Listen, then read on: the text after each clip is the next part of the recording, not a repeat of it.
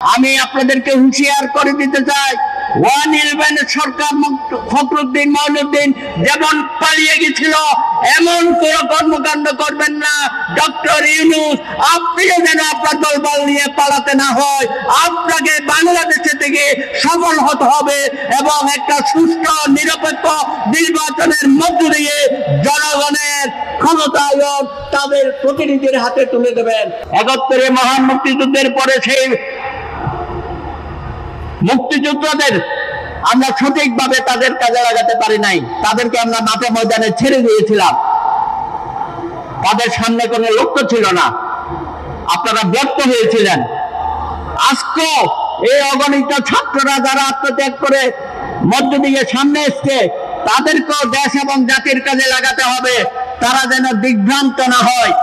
আমার প্রস্তাব হবে, দয়া করে শিক্ষার পরিবেশটা ফিরিয়ে আনেন। সব জায়গায় আমাদের ছেলে মেয়েরা তারা যাতে তাদের লেখাপড়ায় ফিরে যায় সেই ব্যবস্থা করেন। অতীত ৭১ সনের পরে আমরা লেখাপড়ায় ফিরে গিয়েছিলাম, ৯০-এর গণ আন্দোলনের পরও আমাদের ছেলে মেয়েরা লেখাপড়ায় ফিরে গিয়েছিল, কিন্তু আজকে আমরা দেখতে পাচ্ছি সরকার সেদিকে কোনো ভ্রুক্ষেপ নাই। আপনি 10টা সংস্কার কমিশন করেছেন, শিক্ষা কমিশন আপনার মাথার মধ্যে নাই। এটাতে আপনি কি আমাদের সামনে মেসেজটা দিয়েছেন? দয়া করে যেগুলো ইমিডিয়েটলি করা দরকার সেগুলো দ্রুততম সময়ে অবশ্যই করবেন।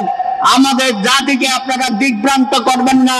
আমি আপনাদেরকে হুঁশিয়ার করে দিতে চাই, ওয়ান ইলেভেনের সরকার ফখরুদ্দিন মঈনুদ্দিন যেমন পালিয়ে গেছিল এমন কোন কর্মকাণ্ড করবেন না। ডক্টর ইউনূস, আপনিও যেন আপনার দলবল নিয়ে পালাতে না হয়। আপনাকে বাংলাদেশে থেকে সফল হতে হবে এবং একটা সুষ্ঠু নিরপেক্ষ নির্বাচনের মধ্য দিয়ে জনগণের ক্ষমতায়ন তাদের প্রতিনিধির হাতে তুলে দেবেন।